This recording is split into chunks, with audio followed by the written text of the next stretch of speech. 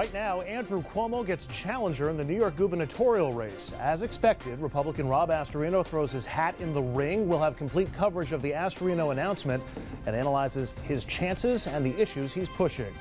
And later, who is Rob Astorino? We'll dig into his time as the top man in the Westchester government for insight on his accomplishments and how he might handle the change if he moves from White Plains to Albany.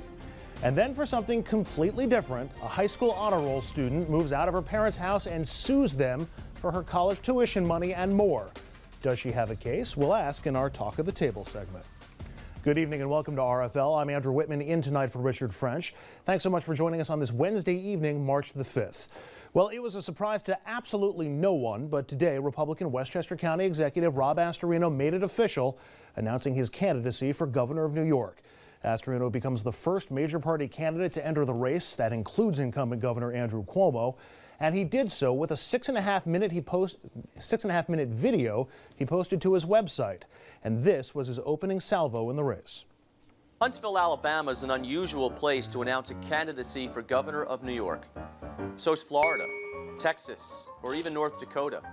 But these are the places where the jobs are going, the ones that used to be in New York. This is where New Yorkers are moving to escape the crazy cost of living and killer property taxes.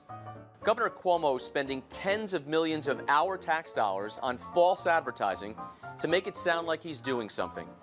But while he's running those gimmicky Startup New York ads to boost his poll numbers, families, seniors, and businesses aren't buying it, and they're leaving the state in droves. I'm Westchester County Executive Rob Astorino, and I'm announcing my candidacy today for governor of New York State because I'm tired of listening to the fairy tale that everything is just great when it's just the opposite. I'm tired of watching New York's decline. The state economy and the trend of both people and jobs leaving the Empire State, a major theme for Astorino, both in recent interviews and public appearances and his online announcement video today, as he ticked off a number of complaints that he says are plaguing the state. New York's #1 in all the wrong things under this governor, and we're paying a price for it. We have the highest taxes in the country, the worst business climate, the most corrupt government, and the second highest electric rates anywhere. Since Andrew Cuomo has been governor, New York has lost more of its citizens than any other state. More than 400,000 New Yorkers have thrown in the towel and left for a lower cost of living or job opportunities elsewhere. Mr. Astorino also took on Governor Cuomo, blaming him for what Astorino says is a New York in need of repair, but also linking Cuomo to less popular Democrats, those in Washington and those in the State House in Albany. It's the same old out of Albany and Washington. Nothing gets fixed because the politicians are too busy fighting with one another and too afraid to stand up to the powers that be. Meanwhile, New York is dying. We needed a governor who would cut taxes and regulations. Governor Cuomo raised taxes while even adding more rules and mandates. We needed a decision on clean natural gas exploration to lower electric rates, improve air quality, create tens of thousands of new jobs, and billions in new revenue. But Governor Cuomo sat on his hands for 4 years and refused to make a decision. We needed a governor who would act when young women were sexually assaulted in Albany. Instead, he protected a political ally who used hundreds of thousands of our tax dollars to cover up the sex crimes. As we have mentioned frequently in recent weeks, Astorino would seem to start this race with lots of work to do. He's 42 points behind Cuomo in the latest Siena poll, and with 73% of state voters saying they know so little about him that they cannot form an opinion of Astorino. All right, let's unpack today's announcement and the Astorino candidacy. For that, we turn to Phil Reisman. Phil is a columnist for the Journal News and LoHud.com, generally considered the paper of record in Westchester County, home to one Rob Astorino and to Andrew Cuomo. Also, Dominic Carter, political journalist and author, and making it 2 nights in a row. One morning gets a set of steak knives. O'Brien Murray, Republican strategist and co-founder of the New York meeting. One Gary Glenn Ross. Yes, as a matter of fact. I knew I got but it's an Alec Baldwin quote, so perhaps I shouldn't have gone there. He's leaving the state with all these other people. Right. Phil, you've covered Astorino for a long time. Yes. Everybody at the table knows him or has met him and spent time with him, but you've covered him maybe longer than anybody. First of all, what's your impression of him in general, but also as a politician? Okay, I think he's a first-rate politician. He's very good. That's why he won 2 county executive races in a row against, Democrats in a county that's 2-1, Democratic over Republican. he's an authentic guy. He's he's personable. He's got a certain boyish charm. It's all real. So from that standpoint, he has an ability, I think, to raise money, although he's way behind at this point. But he's got things going for him. Dominic has pointed out many times as we've talked about this pending race that getting into a shouting match with Andrew Cuomo is really a step up or several steps up. Do you get the sense that he's ready to play in the big leagues on that level? We're gonna find out. I mean, yeah. I mean, in fact, I say in tomorrow's column, or I guess it'll be posted tonight, that he did overcome the enrollment problem in Westchester, but he was running against two sort of ready-made landslide victims in Andy Spano in 2009, and then Noam Bramson, the mayor of New Rochelle, in 2013. He's going up against, this guy is I mean, it's trite to even say what a heavyweight Andrew Cuomo is. I mean, this is a guy that, ran his father's campaign for governor in 1986 when Rob was in high school. In fact, he was a sophomore. So you're going up against a guy that has all these things going for him, including, frankly, a shark-like ability to catch people and drag them down. Wait, but Phil, you're being nice. You said shark-like? Yes. You're pulling it down a couple of notches here. Okay. You know what I found interesting, Andrew, about today's announcement? Very good. Rob Astorino, and as you know, we spoke to David Paterson, the former governor, today. We'll have that coming up tomorrow night. David Paterson even said today that he likes Rob Astorino, and he feels that Rob Astorino can lead the state of New York. But then there was the punchline, just not right now, up against Andrew Cuomo. Right. So even Paterson thinks that he can be governor one day. He said he's a Republican that understands the state, understands the state well. But here's what's going to be interesting. I already see the script playing out. Feisty announcement today from Astorino, right? Team Cuomo, no reaction, no real reaction. They're sitting back. Here's what's going to happen. In the days ahead, when it gets nasty, once they're going to run Rose Garden for a while, ignoring Astorino. When they start to engage him, this is going to be a nasty race. Because here's what's going to happen. Team Cuomo is going to point to today and say it was Astorino that went negative first. And they're going to point to today's announcement. And you'll see, watch and see what's going to happen. The day the Cuomo shop does that, this is a 5-point race. Okay, they're not going to have to claim who went negative first. That's not what it's going to be about. Okay, this is going to be. I'm saying, but that will tell you how panic-stricken they are. Panic-stricken. If they start pointing to the fact that he went negative first, panic-stricken. If that's what they do. Now, Obi, Dominic, you're good. Dominic, you're good, if that's and you, what and they you push do, Republican candidates, but panic-stricken.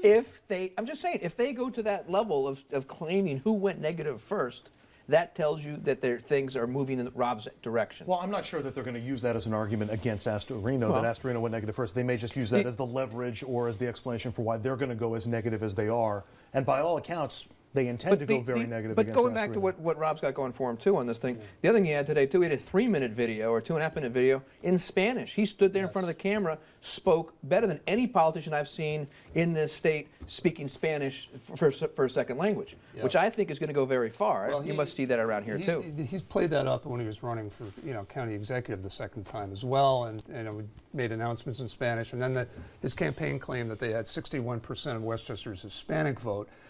I don't know if I really believe that, but but that's what they claim. When you talk about the Spanish vote right now, how many times have I seen it, and every Democratic operative seen the same thing, when the interviewers for the Spanish-speaking television say, "Can your guy speak Spanish?" or somebody from the campaign. So when you have him on the campaign trail speaking Spanish, it's going to be a different level of campaign that Cuomo's not used to. And remember, he wants to run the numbers up. It's going to be different. Listen, Mr. Astorino was smooth. Let's face it, he's good looking for the camera. He's got the gift of gab. He did well with African-American voters in Westchester. Plus, go ahead. But he, going up against Noam Bramson, he's no Andrew Cuomo.